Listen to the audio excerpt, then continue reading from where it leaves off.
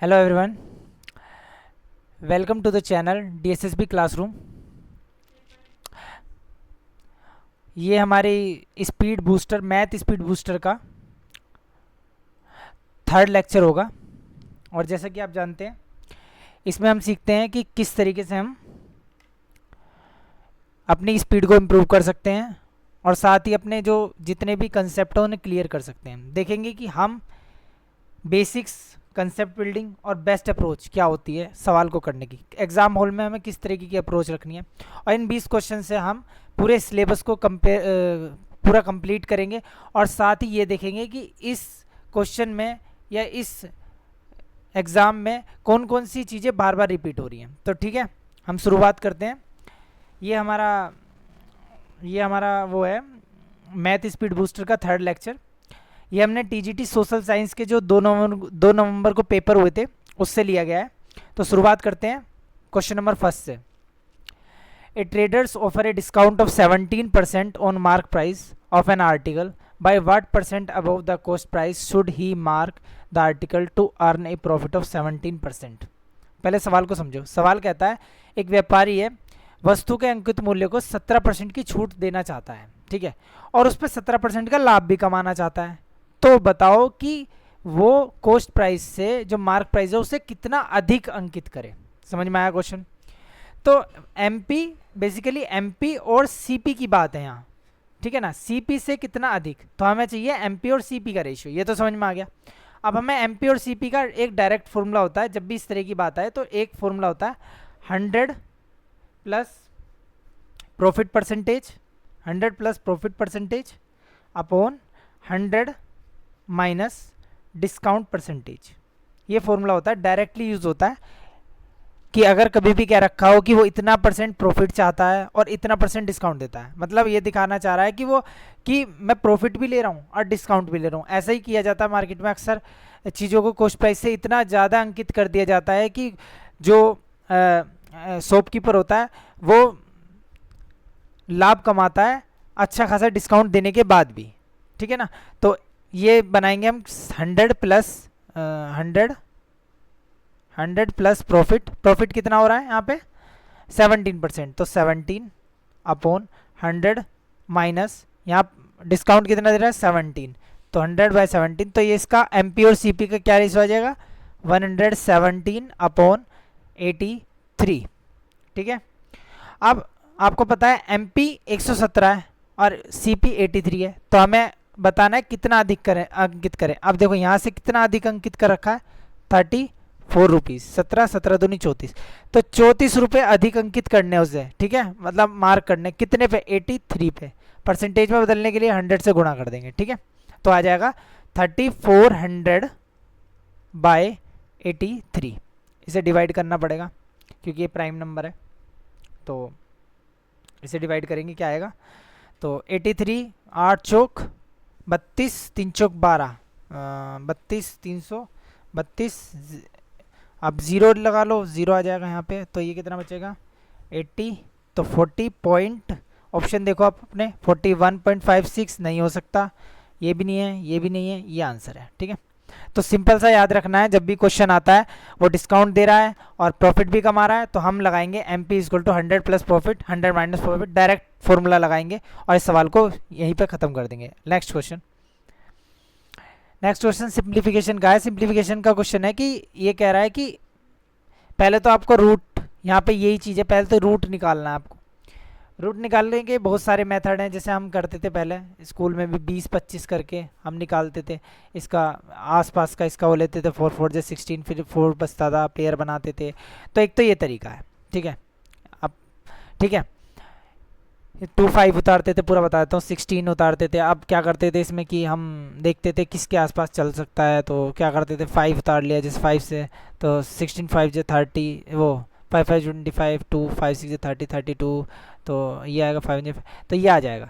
तो ये तरीका गलत है, इस तरीके से हम नहीं करेंगे क्योंकि ये कॉम्प्लिकेट तरीका है। एक बात याद रखना, एक ट्रिक मान लो या फिर एक कंसेप्ट मान लो, अगर हमें किसी भी नंबर का जिसके लास्ट डिजिट 5 हो उसका अगर स्क्वायर करना है तो इसका डायरेक्ट होता है। जैसे 25 है, अगर मुझे इसका स्क्वायर करना है तो हम कैसे करेंगे, देखो ये एक तरीका है 25 की गुणा 25 में करेंगे, यही होता है। लेकिन इसका एक तरीका है कि हम क्या करते हैं, देखो 5 लास्ट में तो 25 तो आएगा ही लास्ट में, और जैसे ये 2 है तो जो शुरू की डिजिट है उससे अगली डिजिट जो आएगी, मतलब 2 के बाद क्या आता है 3, तो 2 3 जा 6, तो 6, अब यहाँ 6 लगा देंगे, तो यही इसका आंसर होगा। ऐसे ही हम किसी भी डिजिट जो 5 से एंड करती हो उसका निकाल सकते हैं, जैसे 35 निकाल सकते हैं, 35 का स्क्वायर क्या होगा, 25 तो आएगा ही लास्ट में 5 की वजह से। अब 3 4 जो 12, 12 35, ठीक है ना, 12 25। अगर मैं निकालना 45 तो 45 करने का 5 5 जो 25 तो आएगा ही, 4 5 जो 20, ठीक है, ये आएगा। तो एक बात तो समझ में आ गई कि अगर किसी नंबर कोई नंबर लास्ट में 5 से एंड हो रहा हो तो हम इजी निकाल सकते हैं उसका क्या, स्क्वायर। अब स्क्वायर रूट की बात करें तो कैसे निकालेंगे, आसान है, देखो 25 आ रहा है तो 5 तो आएगा ही आएगा, आपको पता है 5 से ही 25 बना होगा। अब ये 20 कैसे बना होगा, 4 5 जो 20 होता है। अगर हम कॉन्जिक्यूटिव नंबर में तोड़े तो 4 5 जो 20 होता है, इसका मतलब ये 45 होगा। समझ में आया, तो बस एक बार हमें यही निकालना था इसमें, तो बस 25 इंटू 2 इंटू 900, अब इसके बटे में आएगा ये 45 इक्वल टू वाई प्लस 568। अब बोर्ड मास तो आपको पता होगा, बोर्ड मास जो बोर्ड मास होता है डायरेक्ट ब्रैकेट ऑफ डिवीजन, पहले करेंगे ब्रैकेट सोल्व, फिर करेंगे ऑफ, फिर करेंगे डिवीजन, फिर करेंगे मल्टीप्लिकेशन, फिर करेंगे एडिशन, ये फिर करेंगे सब्सट्रैक्शन। ये सोल्व करने का तरीका है, इस हायरार्की में हम इसे सोल्व करते हैं। अगर कभी भी कोई भी मल्टीप्लिकेशन या प्लस आ जाता है तो पहले हम मल्टीप्लिकेशन करते हैं, फिर हम एडिशन करते हैं। तो यहाँ पे देखो, अब यहाँ पे सब है तो सबसे पहले सबसे ज़्यादा किसकी चलेगी, डिवाइड की, सबसे पहले डिवाइड, तो सबसे पहले हम डिवाइड करेंगे, ठीक है ना, इंटू भी नहीं करेंगे, पहले डिवाइड करेंगे। तो 15 45 दूनी 90, यहाँ आएगा 20, ठीक है।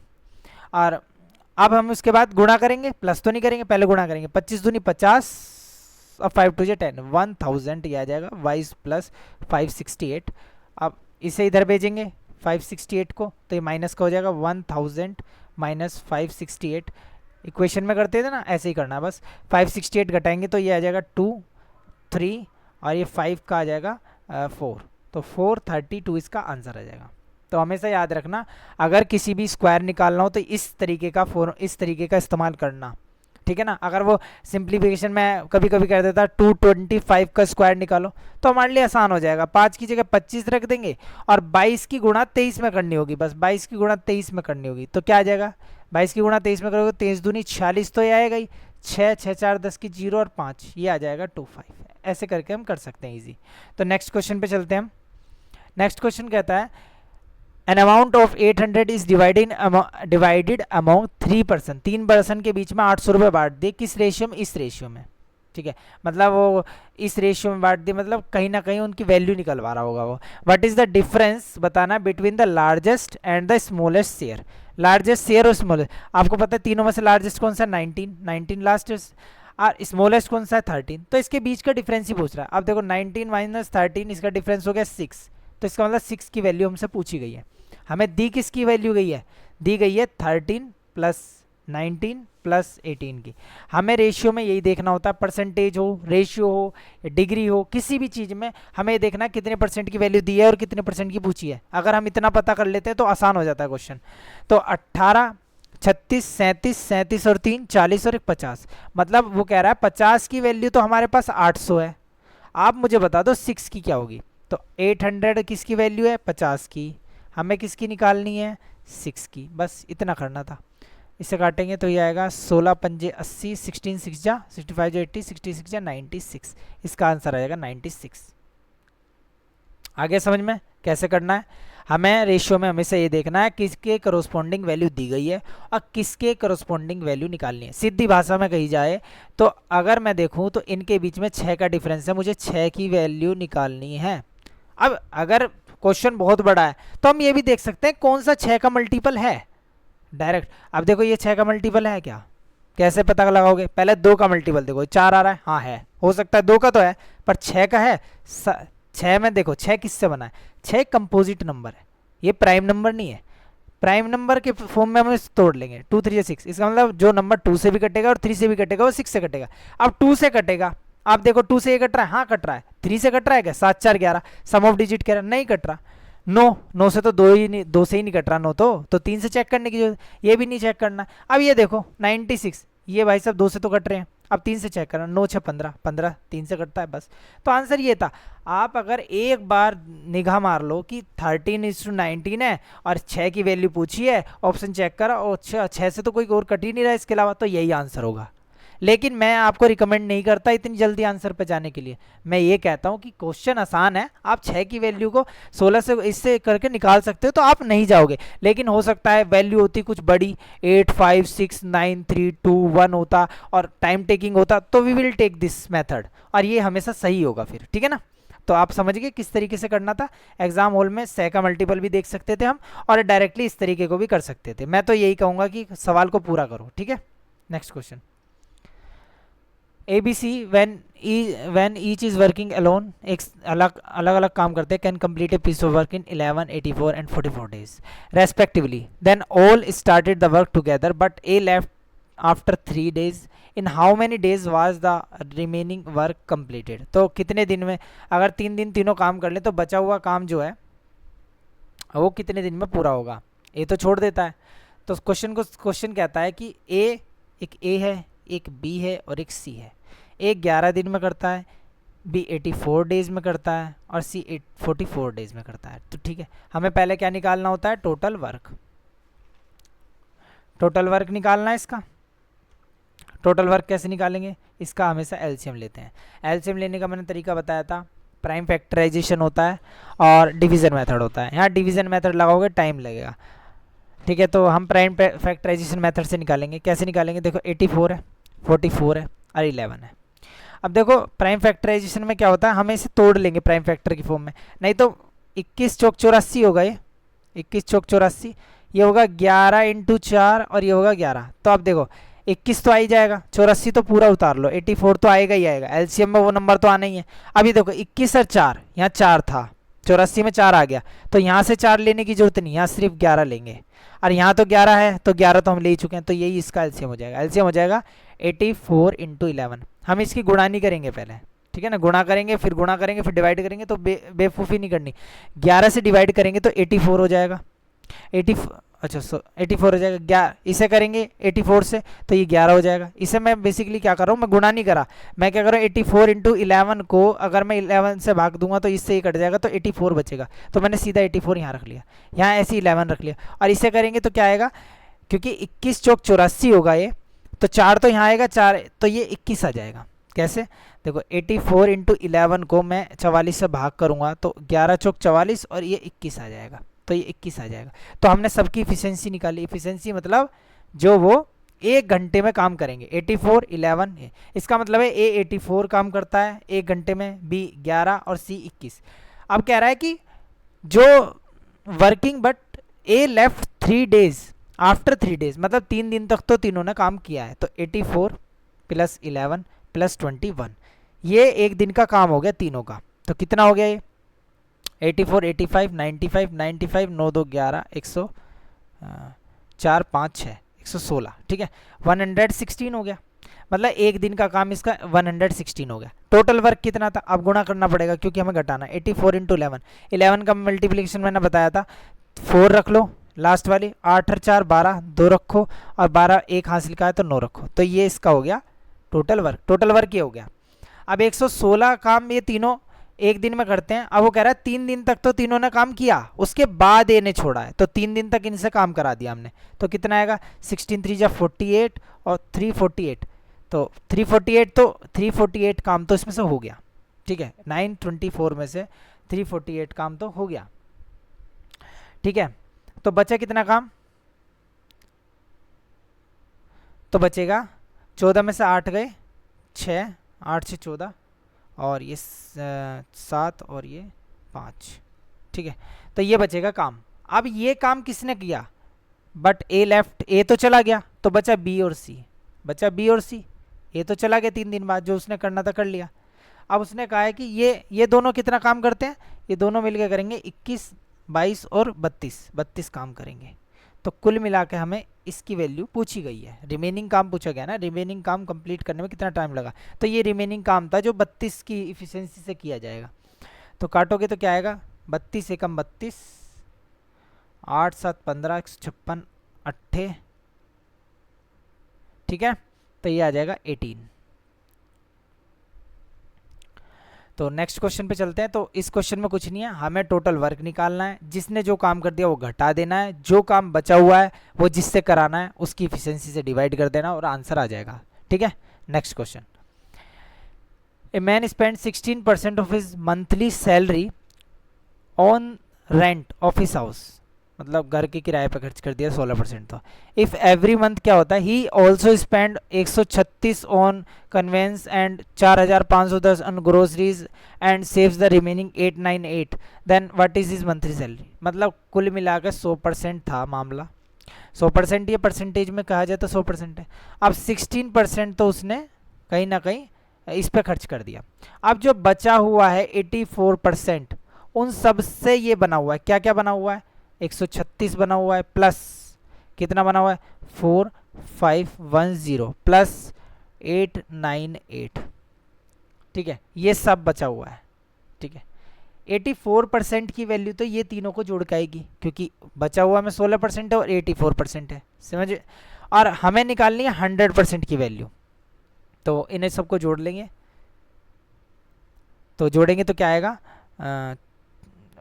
4510 898 और 136, 8 6 14 का 4, हासिल 1 9 10 11 11 3 11 3 14 8 5 13 14 15 का 5 हासिल 5545। तो 5545 इज द वैल्यू ऑफ 84%।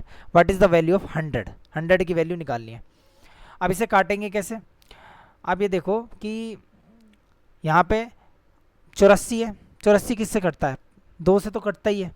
अब 4 से भी चेक करो, 4 से कटता है, हाँ 4 से कट रहा है। ये भी लास्ट की 2 डिजिट 4 से कटती है, तो नंबर 4 से कटेगा, तो 4 से कटेगा, 4 से काटो। 4 2 8, 4 1 4 और 4 1 4, 4 1 4, 4 3 12, 3 4 8 32 और 4 6 24, ये था 1386। अब 21 आ गया। अब इसे काटो, किस से कटेगा, अब डायरेक्ट भाग दे लो। 1386 21 से तो डायरेक्ट भाग देते, 21 छिक्का 126, बचा कितना 12, तले 6, 21 छिक्का 126 कट गया, तो 66 आ गया। तो 66 इंटू 100, इसका मतलब आ गया आंसर 6600। ठीक है, 6600 आ गया, समझ में आ गया। 100% की वैल्यू मतलब सैलरी दे रखी थी, 16% उसने एक पे खर्च कर दिया, 84% से ये चीज़ें बन रही थी, तो 84% की वैल्यू हमने निकाल ली और हमने 100% की वहाँ से निकाली। ठीक है, next question. The surface area of A sphere having radius 63 is, सीधा क्वेश्चन है। सरफेस एरिया का फॉर्मूला अगर पता है तो हो जाएगा। तो सरफेस एरिया क्या होता है, 4πr²। ठीक है, अब पाई है तो हम 11 की डिविजिबिलिटी चेक कर सकते हैं, लेकिन 11 की डिविजिबिलिटी चेक करेंगे इतने तो आंसर आ जाएगा। तो 22/7 इंटू r² मतलब 63 इंटू 63, 7 9 जो 63। अब देखो यूनिट डिजिट तो मुझे अलग ही दिख रही है, तो 9 3 9 जो 27, 7 7 दूनी 14 4 4 चौक 16 6, तो यूनिट डिजिट आएगी 6, तो यही आंसर होगा। तो 11 की डिविजिबिलिटी चेक करता तो टाइम लग सकता था और मैंने इसी से निकाल लिया। ठीक है, अब इसमें कुछ चीज़ें हैं स्फीयर से रिलेटेड जो क्वेश्चन आते ही हैं, जो फॉर्मूले हैं कुछ इंपॉर्टेंट। देखो जो स्फीयर है ना, इसमें 2-3 चीज़ें होती हैं, ज़्यादा चीज़ें नहीं होती स्फीयर के अंदर। स्फीयर के अंदर एक तो होता है वॉल्यूम, तो वॉल्यूम होता है, ठीक है ना, क्योंकि 3D फिगर है, जो भी 3D फिगर है उसके अंदर वॉल्यूम इंक्लूड होता है। ध्यान रखना 2D फिगर में वॉल्यूम नहीं होता, 3D फिगर में वॉल्यूम होता है। तो वॉल्यूम क्या होता है इसका, 4/3πr³। ठीक है, एक इसका होता है टोटल सरफेस एरिया। क्या होता है, total surface area. Total surface area क्या होता है, जो कि पूछा गया था अभी, 4πr²। डायरेक्ट क्वेश्चन आया था, देखा था, इन पे डायरेक्ट ही क्वेश्चन आता है। ठीक है ना, एक टोटल सरफेस एरिया हो गया, ये हो गया, 2 ही चीज़ है इसके अंदर। ठीक है, अब हो सकता है वो बीच में से काट दे, हो सकता है हेमिस्फीयर की बात कर दे, तो ये हेमिस्फीयर है। अब हेमिस्फीयर में क्या होता है कि अब हेमिस्फीयर है तो इसमें एक वॉल्यूम तो हो गई। अब आपको पता है वॉल्यूम आधा हो गया तो वॉल्यूम भी आधा ही हो जाएगा। सर्कल स्फीयर आधा हो गया तो 2/3πr³। ठीक है, वॉल्यूम तो आधा हो गया। चलो अब बात करता हूँ मैं सरफेस एरिया की। अब एक होता है कर्व्ड सरफेस और एक होता है टोटल सरफेस एरिया। अब इसमें चीज़ें अलग अलग हैं। इसमें curved surface area total surface area का फर्क नहीं पड़ता था, क्योंकि इसमें कोई नया सरफेस बन ही नहीं रहा था। जब हम दो सरफेसेस, जैसे ये सर्कल है, ये स्फीयर है, और इसे बीच में से काट देते हैं तो एक नई सरफेस बन जाती है। इसमें ये वाली जो सरफेस है, देखो ये वाली जो सरफेस है ये नई बनी है। तो इसमें अगर हम कर्व्ड सरफेस की बात करें तो वो आधा हो जाएगा। आधा कितना, 4πr² का आधा होगा 2πr²। लेकिन अगर हम टोटल सरफेस एरिया की बात करें तो ये वाला हिस्सा जो है, ये वाला जो हिस्सा, ये वाला, ये तो 2πr² होगा, आधा हो गया ना 2πr²। इसके ऊपर था एक, ये इसके ऊपर था 4π² था। देखो ये वाला जो हिस्सा था, ये वाला हिस्सा था, ये वाला हिस्सा जो था वो 2πr² था, 2πr² था। और एक ये वाला हिस्सा था, ये भी 2πr² था। ठीक है, तो 2πr², 2πr², 4πr² था। लेकिन अगर इसे अलग करूंगा तो ये वाला जो सरफेस है ये दिखने लगेगा। तो अगर टोटल सरफेस एरिया की बात करूंगा तो एक सरफेस जो सर्कुलर दिखाई दे रहा है, ये जो सरफेस है इसकी वैल्यू क्या होती है, πr², तो ये भी दिखने लगेगा। तो टोटल सरफेस एरिया इस केस में हो जाएगा 3πr²। समझ में आया?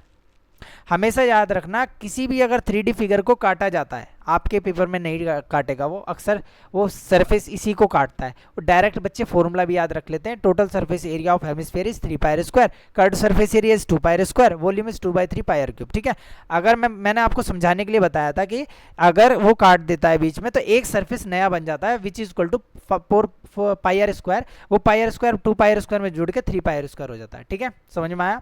तो ये याद रख लेना, हेमिस्फीयर के फॉर्मूले और सरफेस का स्फीयर का फॉर्मूला ये पूछा जाता है। ठीक है, next question. Sachin deposited sum of 89,125 at interest rate of 20% per annum compound annually. What is the total amount receive by Sachin after 2 साल। 2 साल के बाद अमाउंट क्या हो जाएगा, अमाउंट कितना रिसीव करेगा। ठीक है, तो CI है, CI में मैंने बताया कि CI जो होता है ना उसमें रेट चेंज होता रहता है। ठीक है ना, तो मैं एक दो चीज़ें बताना चाहता हूँ आपको। देखो सवाल तो ये जल्दी हो जाएगा, लेकिन आप एक बात ध्यान रखना, जो CI है ना, जो कंपाउंड इंटरेस्ट है, इसमें बहुत सारे तरीके हैं कंपाउंड इंटरेस्ट निकालने के, लेकिन ये डिपेंड करता है कि रेट पे डिपेंड करता है। अगर स्मॉल रेट दे रखे, स्मॉल मतलब 3%, 2%, 3%, 2%, 5% या 7%, ऐसी कोई रेट दे रखी है जिसे फ्रैक्शन में बदलना आसान नहीं है। अब फ्रैक्शन क्या है, ये फ्रैक्शन आपको पता होगा, जैसे 2/3, 5/4, इसे फ्रैक्शन कहते हैं। ठीक है ना, बेसिकली इसे फ्रैक्शन कहते हैं। तो जिसे फ्रैक्शन में बदलना आसान ना हो, मैंने ऐसा क्यों कहा, मैंने इसलिए कहा कि अगर किसी भी परसेंटेज को हम फ्रैक्शन में बदल लेते हैं तो हमें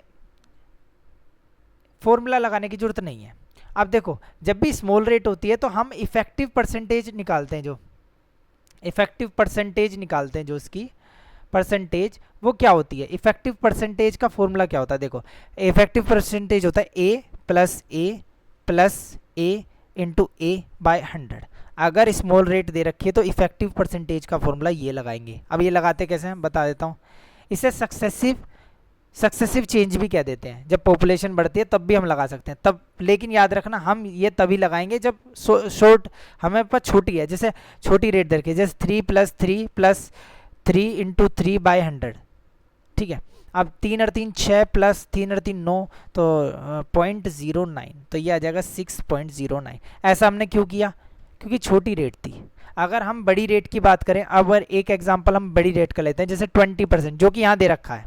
ठीक है, तो 20% है। 20% को फ्रैक्शन में बदलने के लिए क्या होता है, बच्चे याद रखते हैं, इसका फ्रैक्शन में कहते हैं 1/5। ठीक है, फ्रैक्शन में चेंज कैसे करते हैं, जो भी परसेंटेज है उसे 100 से डिवाइड कर देते हैं। अगर किसी भी परसेंटेज को 100 से डिवाइड करते हैं तो फ्रैक्शन में आ जाता है, इसे काट देते हैं 1/5, 20×5 तो 5 आ जाएगा, तो 1/5। इसका मतलब समझिए, जो 1/5 है इसका मतलब है 5 का 1 है ना, वो 20% है, तो हम 5 का 1/5 लिखते हैं, इसे 20% से दिखा देते हैं। अगर मैं कहता हूँ 5 का 1, मतलब मैं कहता हूँ 20% बढ़ा, तो हम ये भी कह सकते हैं 5 से 6 हो गई वैल्यू। सीधी बात है, 5 पे 1 बढ़ का मतलब है 20% बढ़ा, और यहाँ 20% ही बढ़ रहा है, तो इसका मतलब यहाँ पे ये पता चल रहा है यहाँ 20% चीज़ें बढ़ी। ठीक है, ये सिंपल हो गया, 5 से 6 हुआ। फिर दोबारा देखो, ठीक है, अब हम इसका CI में इस्तेमाल क्यों करते हैं, क्योंकि होता क्या है, जैसे फर्स्ट ईयर का CI और सेकेंड ईयर का जैसे CI है, तो क्या करते हैं हम, पहली 5 से 6 हो गया पहले साल, फर्स्ट ईयर ये हो गया, दूसरे ईयर क्या हुआ होगा, फिर 5 से 6 हुआ होगा, और हम क्या करते हैं इन दोनों की गुणा कर देते हैं, 25/36, तो हम क्या क्या चीज़ यहाँ से निकाल लेते हैं। इस एक मेथड से हमारे पास ये जो 36 आया ये तो अमाउंट हो जाता है, ये तो अमाउंट हो गया, ये हमारा प्रिंसिपल हो गया, जिस जो दिया गया था, जो वैल्यू दी गई थी प्रिंसिपल, और इनके बीच का जो डिफरेंस है ये सी आई हो जाता है। तो अगर हम इस फ्रैक्शन को बदल कर इस मेथड को लगाते हैं तो हमारे पास सारी चीज़ें आ जाती हैं। देखो ये 11 आ गया, तो हमारे पास अगर हम इस क्वेश्चन में इस मेथड को लगाएं, हमें पता है अच्छा रेट 20% है, मतलब अच्छी खासी रेट है, 1/5 हो गया, 5 से 6 हो रहा, 5 से 6 हो रहा है पहले, फिर 5 से 6 हो रहा, 2 साल की बात है। अगर 3 साल की बात होती तो हम फिर 5 से 6 लिखते, जैसे हम 3 साल की, यहाँ देखो 2 साल का समझो पहले, 5 5 जो 25 और 6 6 36, तो मतलब 25 से चीज़ 36 हो रही है, तो ये अमाउंट हो गया। अब उसने पूछा क्या है, अमाउंट ही पूछा उसने, तो हमें अमाउंट ही निकालना है। तो 825 की वैल्यू कितनी है, 89125 वैल्यू है 25 की, 25 की वैल्यू यही है, प्रिंसिपल है। हमें किसकी निकालनी है, 36 की, बस इतना करना है। पेपर में आया, हमें बस इतना करना था कि 25 की वैल्यू दे रखी है, 36 की वैल्यू निकालनी है, हम इतना निकाल सकते हैं। लेकिन छोटी रेट होती तो हम इस फॉर्मूले नहीं लगा सकते, क्योंकि फ्रैक्शन में चेंज नहीं होता। बस इसे करना है, करो। 5 5 जो 25, 5 1 जो 5 बचा 3, 5 9 जा 5 7 जो 35 बचा 4 उतार ले, 5 8 जो 40, अच्छा ये 5 2 जो 10, 5 5 जो 25, ठीक है। अब फिर से 5 से काटेंगे तो 5 3 जो 15, 5 3 जो 15 बचा 2, 5 5 जो 25 बचा 3, ये क्या था, 2 था ना, 32, 5 6 जो 30 बचा 2, 5 5 जो 25, तो इंटू 36, इसे गुणा करना है। तो 36 की गुणा करोगे तो क्या आएगा, 36 इंटू 3 5 6 5 इंटू 36, 6 5 जो 30, 0 3 6 39 3,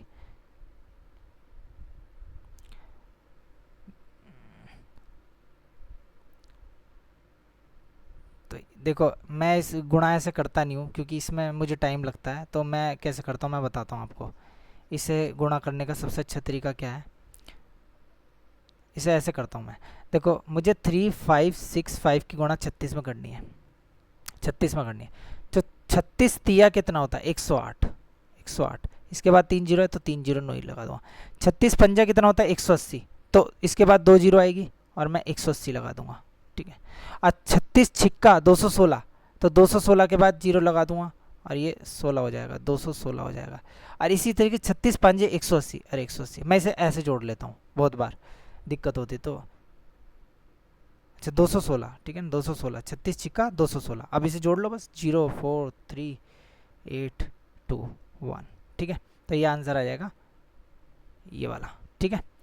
मुझे 36 का पहाड़ा याद है, तो मैं ज़्यादातर इसी तरीके से इस चीज़ को लगाता हूँ। वैसे उससे भी गुणा कर सकते हैं, ठीक है ना। आपको ये देखना है, तो आपको ये देखना है आप किस तरीके से बेहतर कर सकते हो, तो उसी में आपको करना है, ठीक है। तो आपको समझ में आया कि इस तरीके से करना है। देखो एक दो चीज़ ध्यान रखना कि अगर हमें इफ़ेक्टिव परसेंटेज निकालनी हो, इफ़ेक्टिव परसेंटेज, ठीक है ना, और इसे इफ़ेक्टिव परसेंटेज कहते हैं, या इसे हम कह देते हैं सक्सेसिव इंक्रीज। सक्सेसिव इंक्रीज के केस में ऐसा देखने को मिलता है, ठीक है, सक्सेसिव इंक्रीज, सक्सेसिव इंक्रीज। तो फॉर्मूला याद रख लो ना, a plus A into A by 100। लेकिन याद रखना लगाना तभी है जब हम चीज़ों को फ्रैक्शन में बदलना आसान ना हो, बस ये तभी लगाना है। वो डायरेक्टली कभी कभी क्या करता है, कहता है चीज़ है ना 5% बढ़ी थी और 2 साल के लिए बढ़ी थी, 2 ईयर्स के लिए, तो बताओ इफेक्ट वो कितने परसेंटेज बढ़ गई। वो डायरेक्ट परसेंटेज में देता है, तो परसेंटेज में अगर डायरेक्ट दे रखा तो हम सीधा फॉर्मूला लगाएंगे 5 + 5 × 5/100, ठीक है, इस तरीके से लगा लेंगे, ठीक है। इफेक्टिव परसेंटेज का ये फॉर्मूला याद रखना। बस अगर 2 साल का हो, 2 साल का हो, अगर 2 साल का हो तो एक बार लगाएंगे हम, जैसे मैं कह रहा हूँ 5 से 6। और 2 साल का हो, 1 साल का, 2 साल का हो तो 5 से 6 दोबारा, और 3 साल का हो तो 5 से 6। तो 3 साल का अमाउंट और प्रिंसिपल आ जाएगा 125, यहाँ पर हो जाएगा 36 छिक्के 216, ठीक है 216। तो इसका मतलब ये जो हो जाएगा ये अमाउंट हो जाएगा 3 साल में, और ये प्रिंसिपल हो जाएगा, ठीक है, समझ में आया। तो ये प्रिंसिपल ये अमाउंट, और इसके बीच का जो होगा सीआई हो जाएगा। तो अगर हम 3 साल का सीआई निकालें उस तरीके से, तो इस तरीके से निकालना आसान नहीं होगा, लेकिन इस तरीके से निकालना काफ़ी आसान होगा, और इसी तरीके का इस्तेमाल हम करेंगे। ठीक है, next question, what is the average of the first 13 multiple of 5? किसके मल्टीपल हैं? मल्टीपल ऑफ 5 के मल्टीपल हैं, तो 5 के मल्टीपल है, 5 को बाहर रखो। कितने मल्टीपल हैं? 13, तो 1 से लेके 13 तक जा रहा है। ठीक है, तो इसका एवरेज निकालना है, एवरेज तो 13 प्लस 1/2 इंटू 5, 14/2/5, 7 पंजे 35, बस इतना करना है इसमें। अब इतना ऐसे कैसे किया? मैंने बताया था कि अगर कोई भी एपी होती ना, एपी अर्थमेटिक प्रोग्रेशन कहते हैं, कोई भी ऐसी सीरीज जिसके बीच का जो डिफरेंस है, जिनके दो बीच के डिफरेंस है जो सेम चल रहा हो, जैसे मैं एग्जांपल दे दूँ तो 1 2 3 4 5 6 और कंटिन्यू चल, तो ये तो सबसे पहली एपी है जिसे हम समझते हैं। तो 1 2 3 यहाँ पे देखो एक एक एक एक बढ़ रहा है, तो ये एक एपी है जब कंटिन्यूस एक एक ही बढ़ रहा है।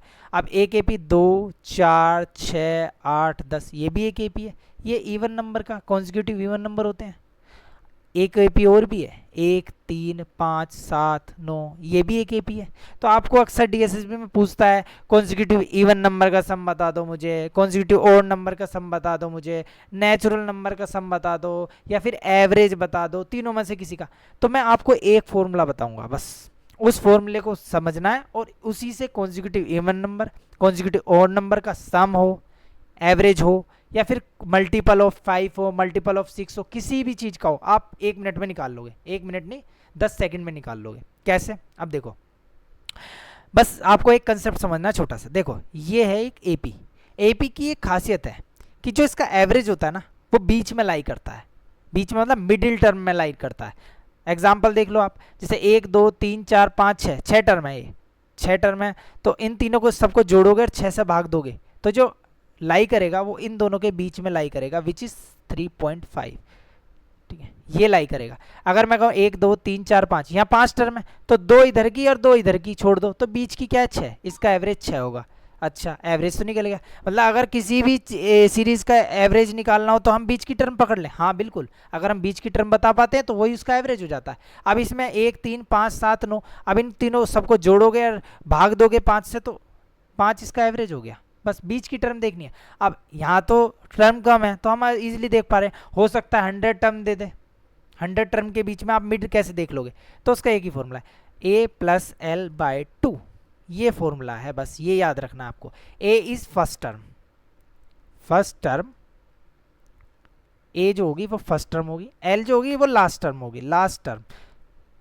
एपी एक बहुत बड़ा टॉपिक है, लेकिन आपको मैं 3 ही फॉर्मूले बताऊंगा, उससे आपके हर एपी के, एवरेज के, एपी के सभी क्वेश्चन हो जाएंगे।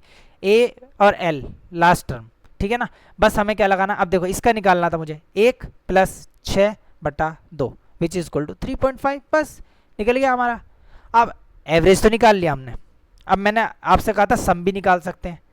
सम कैसे निकाल सकते हैं? देखो, आपको एवरेज का फॉर्मूला पता है? एवरेज क्या होता है?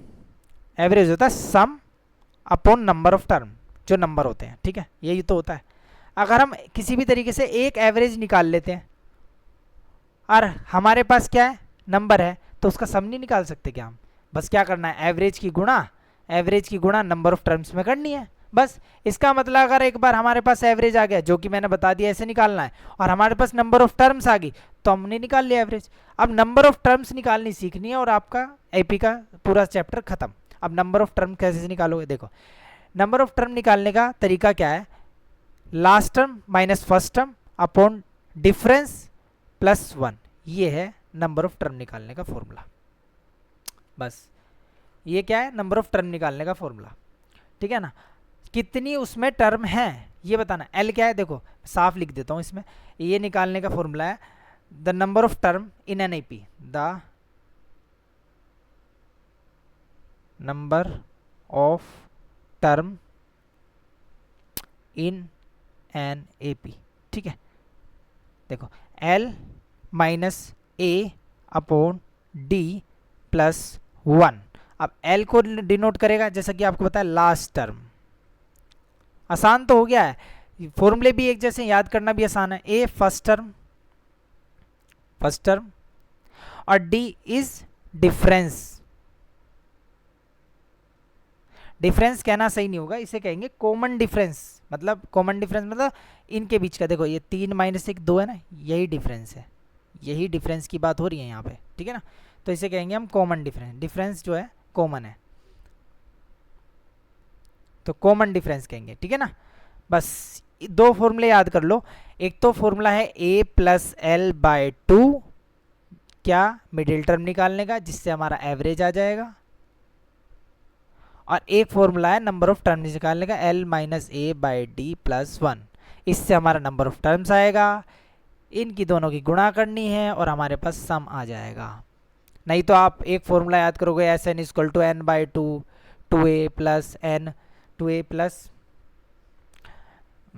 Plus N minus 1 into D, ये फॉर्मूला होता है सम का। पहले इसमें d देखोगे, n देखोगे, a देखोगे, n बाई 2 देखोगे, इतना सब कुछ देखोगे, इस फॉर्मूले को लगाना भी ठीक नहीं है, ठीक है ना। तो आप समझ गए ना। अगर किसी भी, अब इस क्वेश्चन को हम मैंने कैसे किया मैं बताता हूँ। इस क्वेश्चन को मैंने किया, मैंने देखा कि एवरेज निकालना है, एवरेज समझ में आ गया, तो एवरेज कैसे निकालता हूँ, a प्लस एल बाई 2, मैंने देखा a प्लस एल बाई 2 लगाऊंगा, तो a कौन सा है, a कौन सा होगा। वैसे इस सीरीज की बात करें तो मल्टीपल ऑफ 5 है, तो पहला टर्म 5 होना चाहिए, फिर 10 होना चाहिए, 5 2 10, 5 3 15, 5 4 20, ऐसे करके जाना चाहिए, और लास्ट टर्म आना चाहिए 13 5 65, ये आना चाहिए हमारे पास। फर्स्ट टर्म आएगा, फिर लास्ट टर्म आएगा, फिर हम इन दोनों को जोड़ेंगे और 2 से भाग करेंगे, ठीक है, ये करेंगे ना। लेकिन हमें यहाँ भी करने की जरूरत नहीं है, अब 5 के ही तो मल्टीपल हैं, 5 कॉमन ले लूँगा, यहाँ 1 2 ऐसे ही रह जाएगा और 13 तक ही जाएगा। अब 13 प्लस 1 14/2 करना तो आसान है ना, 14/2 इंटू 5, तो 7/7 5 35, बस। तो आप कैसे करोगे, आपको पूरा कंसेप्ट मैंने क्लियर कर दिया है। आपको कौन कौन से फॉर्मूले याद रखने हैं मैंने यहाँ लिख दिए हैं, इन्हें हाईलाइटेड कर देता हूँ, इन्हें याद कर लेना, इसे याद करने की जरूरत नहीं है, मैं बता दूँ, इन्हें याद करना बस। ये एवरेज का है, ये नंबर ऑफ टर्म्स का, यहाँ सब चीज़ें मैंने क्लियरली लिख दी है, ठीक है ना। इस क्वेश्चन को पेपर में देखोगे आ भी रहा है, मल्टीपल ऑफ 5 निकालना, 5 1 प्लस 13 तक जाना बटे 2, तो ये आ जाएगा 14/2 35, ठीक है आंसर। नेक्स्ट, अब आपका एपी जो होगा ना आपका ख़त्म हो गया, इसके बाद कोई भी क्वेश्चन आएगा मैं इसी से करके दिखा दूँ आपको, ठीक है। Next question, train A leaves station M at 7:40 AM and reach station N at 4:40 PM. On the same day, train B leaves station N और रीच करती है M पे, और same day find the time which train A and B meet. इसमें क्या रखा है, एक ट्रेन है M से निकल के N तक पहुंच रही है, किसी टाइम पे निकल रही है, वो किस टाइम पे पहुंच रही है। ऐसे ही M से N से कोई ट्रेन निकल रही है, वो किसी टाइम पे निकल रही है और वो किसी टाइम पे पहुंच रही है। हमें बताना है कि ये मिलेंगी कब।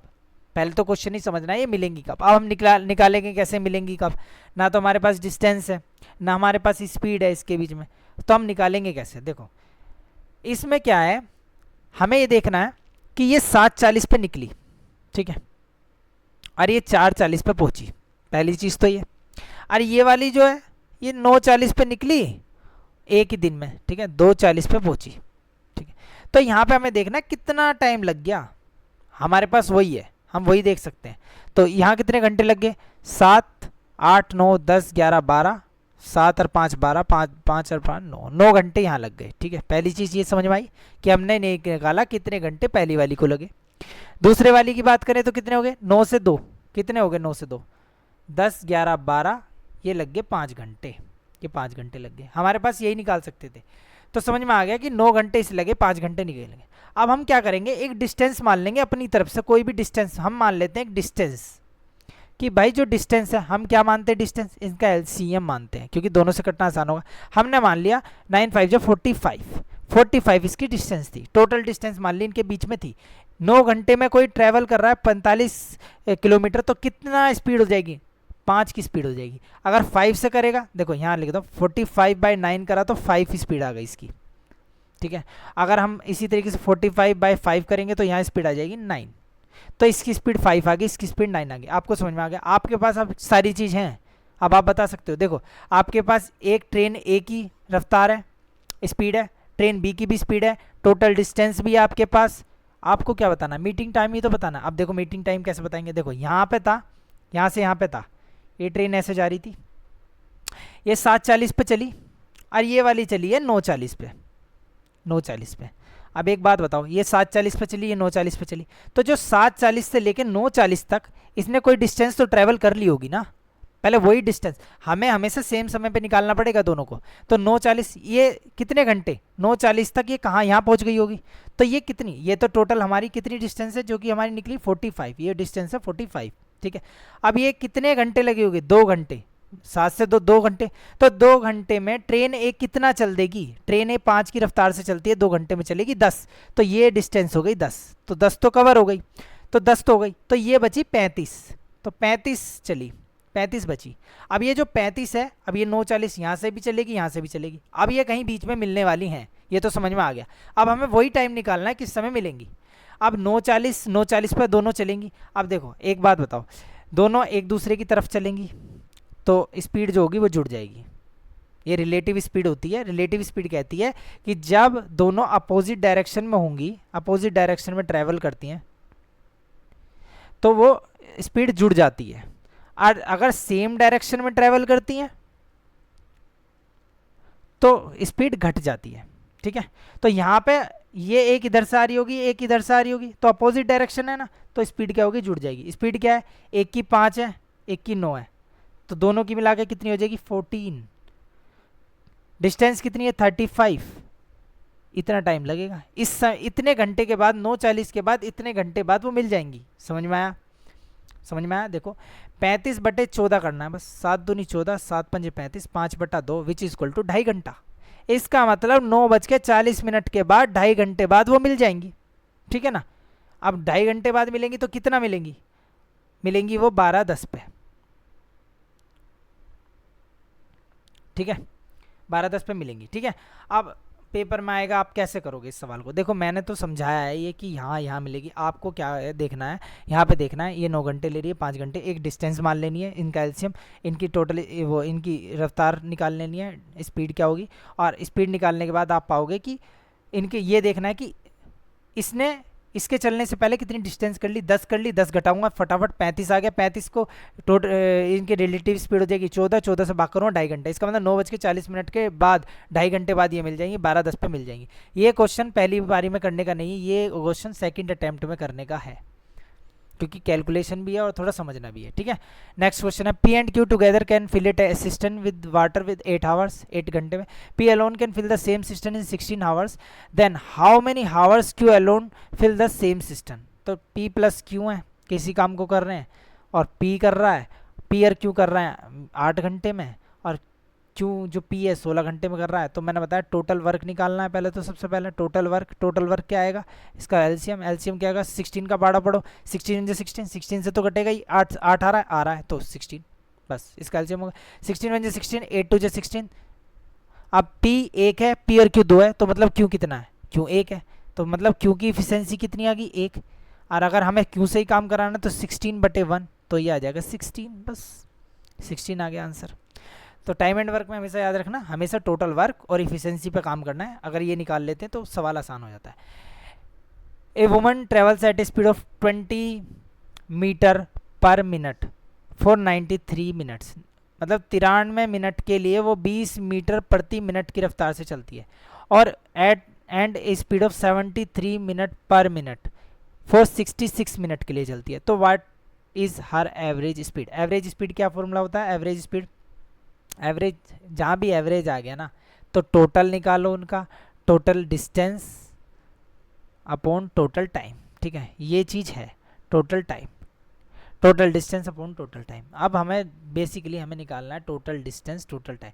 20 मीटर चलती है 1 मिनट में, 1 मिनट में 20 चलती है, तो 93 मिनट में कितने चलेगी, इतना, प्लस 73 चलती है 1 मिनट में दूसरी स्थिति में, तो 66 मिनट में चलेगी इतना, तो ये तो हो गया टोटल डिस्टेंस, ठीक है। अब टोटल टाइम की बात करता हूँ, तो टोटल टाइम कितना लगा, 20 मिनट यहाँ लग गए और 66 मिनट यहाँ, नहीं 93 मिनट यहाँ लग गए और 66 मिनट लग गए, 9 6 15, तो ये कितना होगा 159, ठीक है, ये हो गया। तो बस इसे सोल्व करना है, समझ में तो आ गया कि यहाँ टोटल डिस्टेंस आ गई और यहाँ टोटल टाइम आ गया। इसकी गुणा करेंगे तो ये आएगा 2 3 6, 2 9 18, 186 प्लस 7, देखो मैंने बताया 6, पहले 6 × 11 में इसे तोड़ लो, और पहले 6 की गुणा करो, 6 3 18 1 6 7 42 43, और फिर 11 की करेंगे डिजिट सम से, तो इसे करेंगे तो आएगा 4 8 1 8। ठीक है, इन्हें सबको जोड़ेंगे तो क्या आएगा,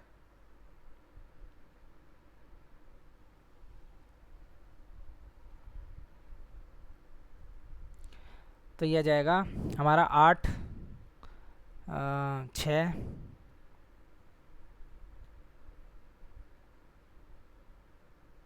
अच्छा 1 है ना यहाँ, तो 7, सॉरी इसे हटा देते हैं हम, 1 minute.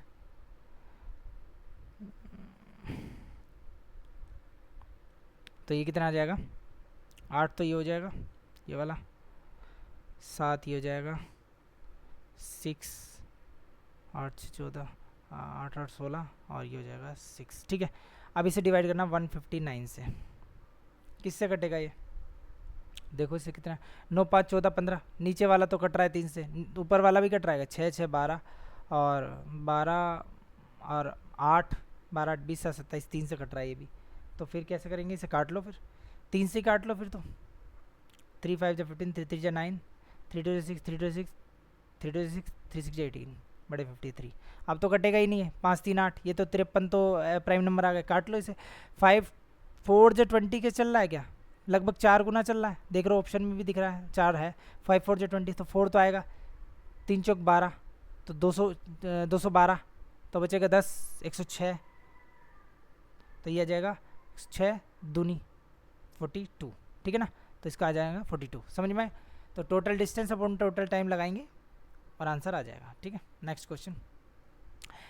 A man purchases 2 variety of apple at a rate of ₹243, 2 रुपये के 3 एंड 6 पर एप्पल, 6 रुपये का एक रेस्पेक्टिवली।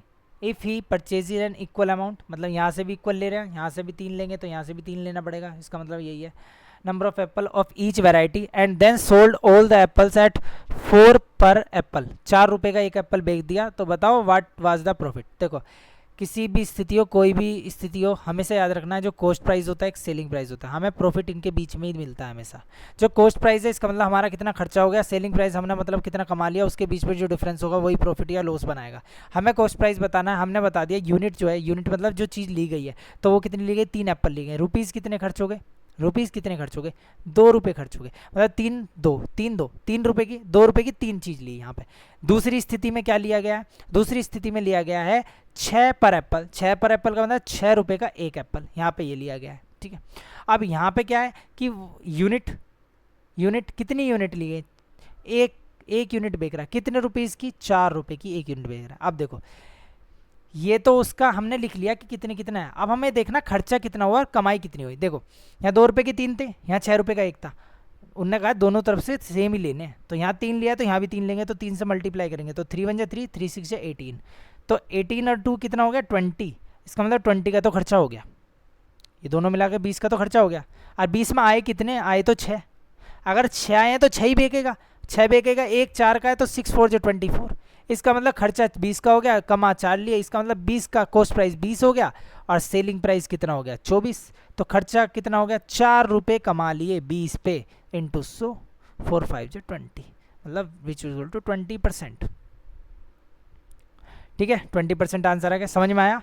हमें ये देखना है कि कितना हमारा खर्चा हो गया, कितना हमने कमा लिया। अगर दोनों तरफ से सेम लिया है तो सेम बना लो उसे दोनों तरफ को, और देख लो कितना खर्चा हुआ है, 18 तो 20 खर्चा हुआ है, हमने कमा लिया 24, जितना खरीदेंगे उतना ही बेचेंगे। उसने ये नहीं बताया कुछ खराब हो गया कुछ सड़ गया, वो बाद में बताएंगे, लेकिन फिलहाल यहाँ है जितना खर्चा हुआ, जितना हमने खरीदा था उतना बेच दिया। ठीक है, समझ में आया। Next question.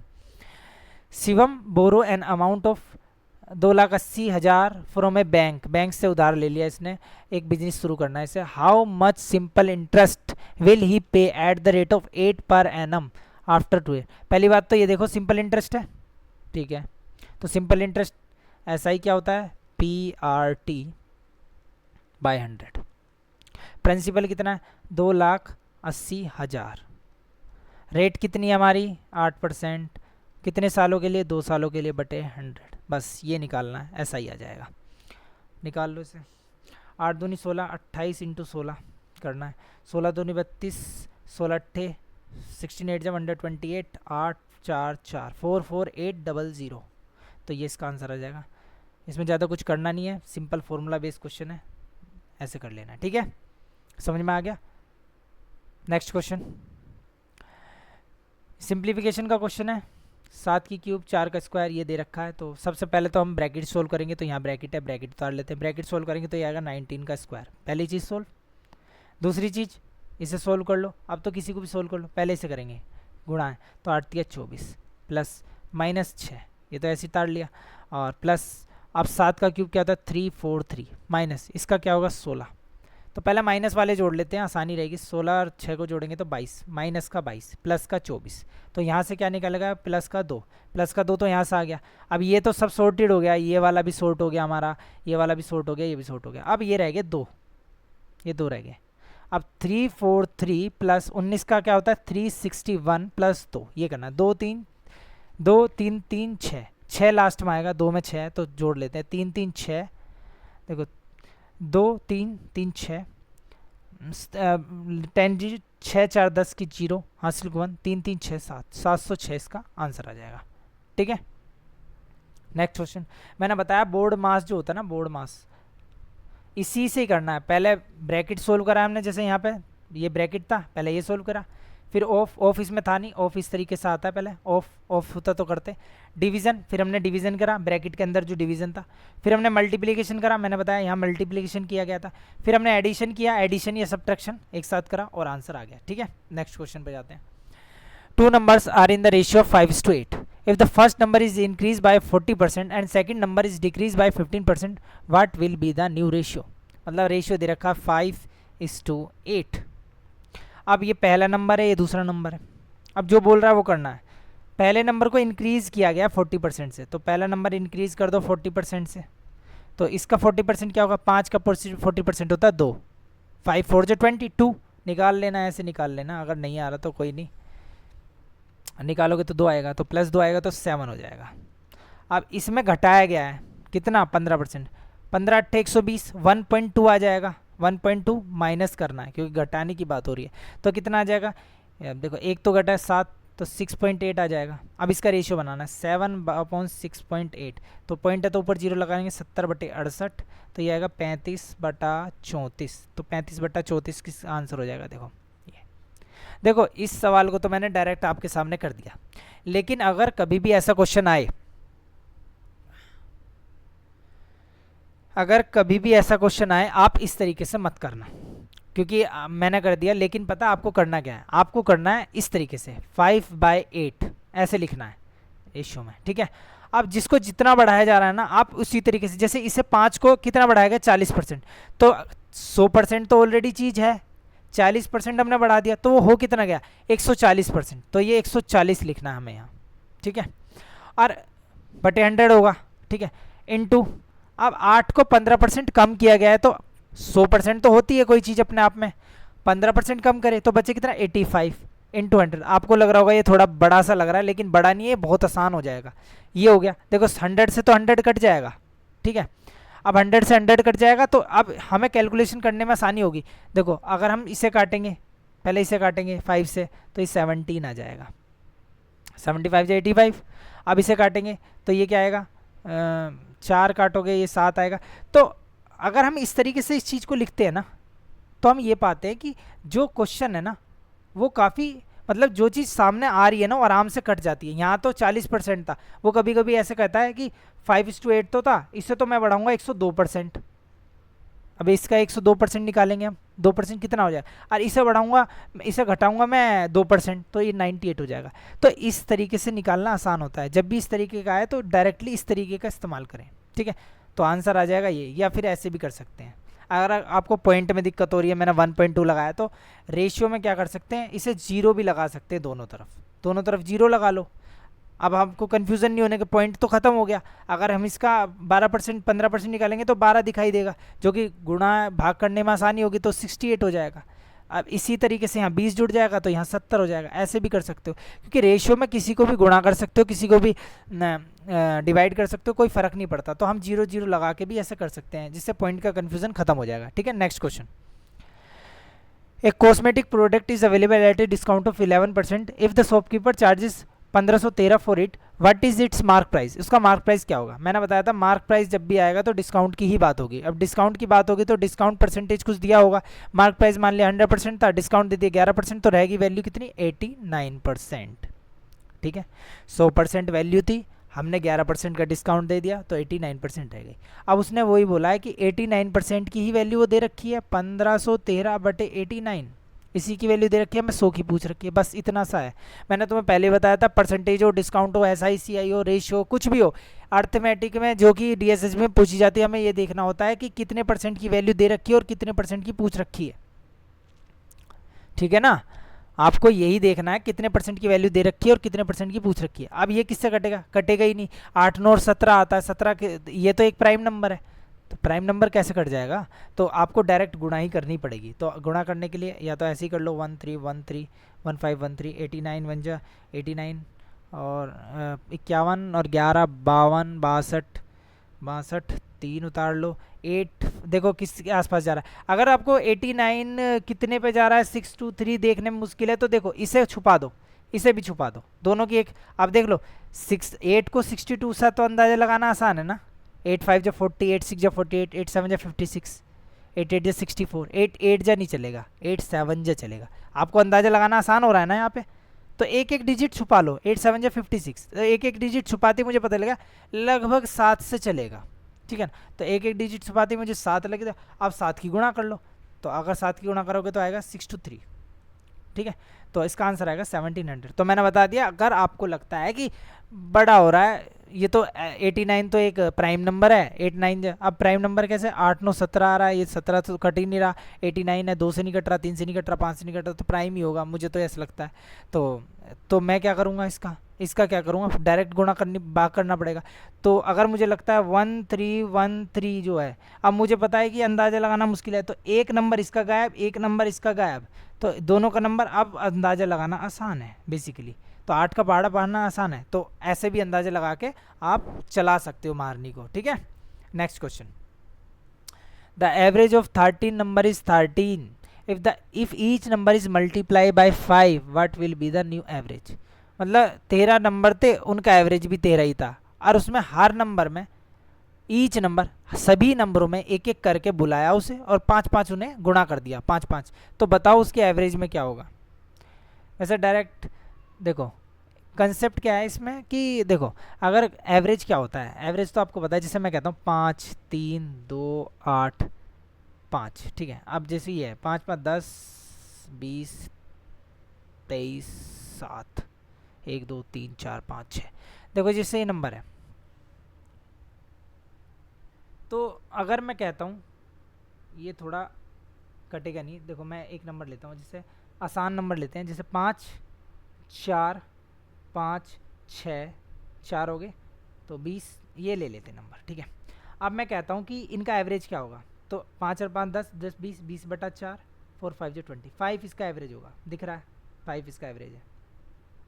अब एक मैं कहता हूँ कि नहीं 5 एवरेज है, मैं कहता हूँ कि सब में ना मैं 5 को गुणा कर देता हूँ, तो ये कितना हो जाएगा 25, ये कितना हो जाएगा 20, ये हो जाएगा 25, ये हो जाएगा 30।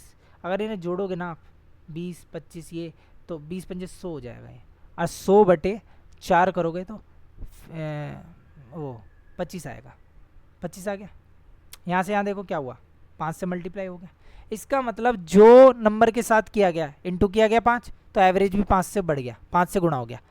तो ये कंसेप्ट है, ये समझाने के लिए था, कंसेप्ट याद रखो। अगर कभी भी किसी एवरेज में, एवरेज जो होता है एवरेज, अगर कोई भी ईच नंबर हर नंबर में जिसकी भी मल्टीप्लाई कर ले, वो डिवाइड कर ले, प्लस कर ले, माइनस कर ले, जो भी किसी ईच नंबर के साथ होगा, ईच नंबर के साथ होगा, जो भी एक नंबर के साथ होगा, एवरेज के साथ भी into minus plus minus, average भी उसी तरीके से डिफ्लेक्ट हो जाएगा। ये बात याद रखना कि एवरेज भी अगर 5 से गुणा करा है हर नंबर को, अगर 5 से सभी नंबर को गुणा ना करता तो क्या होता, अगर 5 से हो सकता है वो शुरू के 3 को 5 से गुणा कर देता और लास्ट के 2 को भाग कर देता, तो हम उसी हिसाब से निकालते। लेकिन अभी ये क्या रखा है कि सबको 5 से गुणा करा गया, तो हमारा एवरेज भी 5 से गुणा हो जाएगा। माइनस करा जाता सब में से 2, तो एवरेज भी 2 से माइनस हो जाता। तो डायरेक्टली जो सब नंबर के साथ करा जाता है वही एवरेज के साथ भी हो जाता है। आपको मैं एवरेज का एक तरीका बताऊंगा, उसी तरीके से सारे सवाल होंगे। आपको 10 तरीके नहीं याद रखने, बस वो एक तरीका याद रखना, और एवरेज का सारे टॉपिक कोई इंक्लूड किया जाता है, एवरेज बढ़ जाता है, इनिंग्स का हो या फिर बॉलिंग एवरेज हो, कुछ भी हो, बस एक तरीका आपको सिखाऊंगा मैं, उसी से आपके सारे सवाल हो जाएंगे। जब वो आएगा मैं उसे बताऊंगा उस तरीके से कैसे करना है, ठीक है। Next question, the area of 3 adjacent faces of a solid cuboids are 208, 289 और 1117। What is the volume? Volume पूछ रखा है, वॉल्यूम बताना है क्यूबॉइड का। अब क्यूबॉइड क्या है? क्यूबॉइड तो ये होता है, ये क्यूबॉइड है। अब वॉल्यूम पूछ रखा है, वॉल्यूम तो मैंने बताया था वॉल्यूम क्या होता है, L into B into H, ये होता है वॉल्यूम। अब हमें तो वॉल्यूम के लिए L भी नहीं है, B भी नहीं है, H भी नहीं है, उन्होंने कहा एडजेसेंट फेसेस हैं। एडजेसेंट फेसेस देखो, ये एक पॉइंट है, ये जो फेस है, ये जो फेस है ये इससे एडजेसेंट है। एडजेसेंट मतलब जुड़ा हुआ है, एक तरीके से लगा हुआ है, और ये फेस इससे जुड़ा हुआ है। ये तो बात समझ में आ गई। क्वेश्चन को समझना जरूरी है पहले, कि ये एक फेस था, ये एक फेस था, ये एक फेस था, और ये एक फेस था, ठीक है। अब ये तीनों जो फेस हैं ये एडजेसेंट जुड़े हुए हैं, ये आपस में यहाँ देखो तीनों जुड़े हुए हैं। तो वो ये कहता है, क्वेश्चन यही कह रहा है कि जो एडजेसेंट 3 फेसेस हैं उन जो सॉलिड के, उनके जो एरिया दे रखे हैं, उन्होंने एरियाज दे दिया, ये एरिया, ये एरिया। तो कहने का मतलब ये है, आप समझो, ये जो ये फेस है इसका एक एरिया दे दिया, इसका एरिया दे दिया, एक इसका एरिया दे दिया। अब इसका एरिया क्या दे रखा है, 208, 289, 208, 289, 208 इसका दे दिया, इसका 289 दे दिया, इसका 208 दे दिया, इसका 289 दे दिया। इसका याद है आपको कितना था? इसका था 1117, तो ये 1117 दे दिया। अब इससे हम यहाँ कैसे पहुँचें? देखो, ये लेंथ है, ये लेंथ है, आपको बताया था, ये लेंथ है और ये ब्रेड्थ है। तो इस फेसिस की बात करूँ तो इसका फेसिस का एरिया कैसे निकलेगा, L इंटू बी। तो इसका मतलब ये L इंटू बी की वैल्यू है। समझ में आया? एक फेस को देने का मतलब उसने कहा है L इंटू बी दे रहा हूँ मैं अल्टीमेटली। ये एल बी, ये बी एच, ये एच एल, ऐसे करके उसने दे दिया। तो हमारे पास बेसिकली क्या है, एल बी की वैल्यू है 208, एल बी बी एच की वैल्यू है 289, L B B H plus H L की वैल्यू है 117। अब आप सोचोगे इसमें एल है, कौन से में बी है? नहीं, कुछ सोचने की जरूरत नहीं है। हमेशा क्वेश्चन इसी तरीके से डिज़ाइन होता है। या तो वो पूछ लेता है कि total surface area, total surface area का फॉर्मूला क्या होता है, total surface area 2 into L B plus B H plus H L. मैं आपको बता दूं, आपको कंफ्यूज होने की बिल्कुल जरूरत नहीं है कि वो 200 एल कौन सा है, बी कौन सा है। आपको बस ये याद रखना है, एक एल बी होगा, एक बी एच होगा, एक एच एल होगा। अब आप कहोगे कौन सा होगा, नहीं याद रखना, क्योंकि ये क्वेश्चन बनता ही क्या है, या तो वो वॉल्यूम पूछता है इस क्वेश्चन में, या फिर टोटल सरफेस एरिया पूछता है, क्योंकि वो प्रोडक्ट का ही इस्तेमाल करेगा यहाँ पे दोनों के। आपको इंडिविजुअली निकालने की जरूरत नहीं है, आपको बस इनका प्रोडक्ट पता होना चाहिए, और वही दे रखा है उसने। तो हम क्या करेंगे, L B B H plus H L, इन तीनों की गुणा कर देंगे। तो हम L B plus into B H plus H L की गुणा करेंगे तो क्या आएगा, तो एल और एल स्क्वायर हो जाएगा, बी स्क्वायर हो जाएगा और एच स्क्वायर। अब एक बात बताओ, L square B square H square है, आपको चाहिए L into B into H, इतना तो होगा कि आपको रूट करना है। इसका मतलब ये ऊपर के 2 खत्म हो जाएंगे। अगर इन तीनों को गुणा करके रूट कर दोगे तो आपके पास वॉल्यूम आ जाएगा। तो बस यही करना था, 289 इंटू 208 इंटू 117 का रूट करना था बेसिकली। आगे से याद रख लो, डायरेक्ट याद रख सकते हो, रख लो। अगर एडजेसेंट फेसेस देख रहे हो तो रूट करो area of 1 face, area of 2 face, area of 3 face. याद करने के लिए कंसेप्ट मैंने पूरा बता दिया, अगर याद रखोगे तो इसे याद करने की भी जरूरत नहीं पड़ेगी आपको, ठीक है। अब इसे करेंगे तो 17 का स्क्वायर होता है।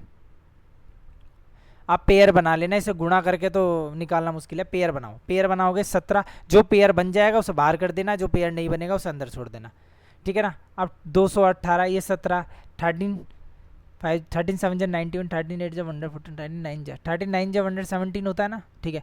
अब इसका मतलब पेयर तो बनेगा। अब इससे देखो किससे कट रहा है, 13 से कट रहा है, 13 एकम 13, 13 एकम 13, 31 जा 36, 37 जा 36 जा 78, 13 इंटू 16, तो ये पेयर बन गया। अब 17 तो बाहर आ जाएगा, 2 पेयर बन गए तो 17 आ गया बाहर, इंटू 13 बाहर आ जाएगा, इंटू 13, इंटू 13 बाहर आ गया, 17 बाहर आ गया। अब 16 का तो स्क्वायर रूट पता ही आपको 4 होता है और 9 का 3 होता है, बस ये इसका आंसर होगा। अब 17 into 13 into 4 into 3, 17 into 13 into 4 into 3, 17 into 13 into 4 into 3, यही आंसर है।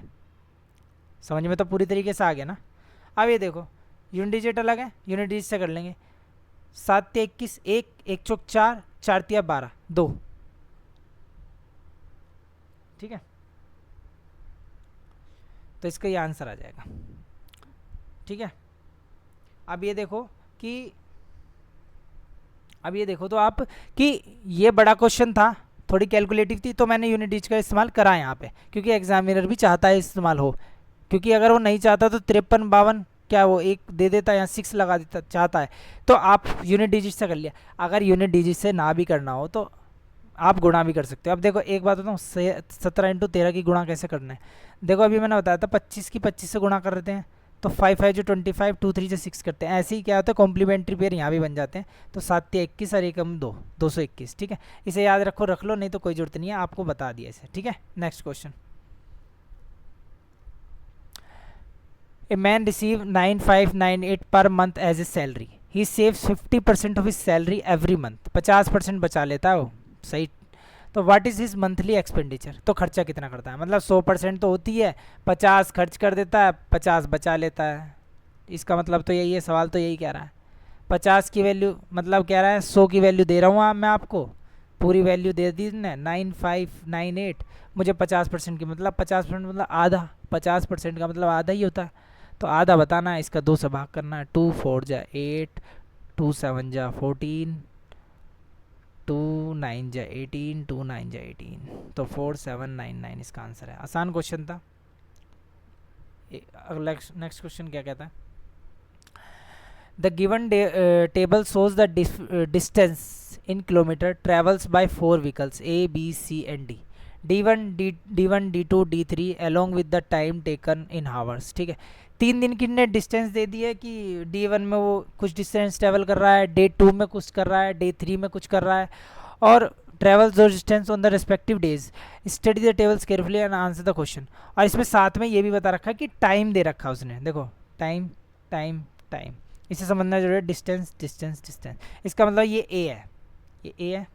ये क्या करता है, पहले दिन फर्स्ट दिन 480 जो है ना, 480 डिस्टेंस चलता है, लेकिन जो टाइम लेता है, वो जो टाइम लेता है, देखो ए के सामने यहाँ टाइम दे रखा है इसका पहले दिन का, मतलब कहने का मतलब है 480 डिस्टेंस चलता है, घंटे लेता है 6। दूसरे दिन 400 डिस्टेंस चलता है, घंटे लेता है 5। ऐसे ही तीसरे दिन, ये तीसरा दिन, ये दूसरा दिन।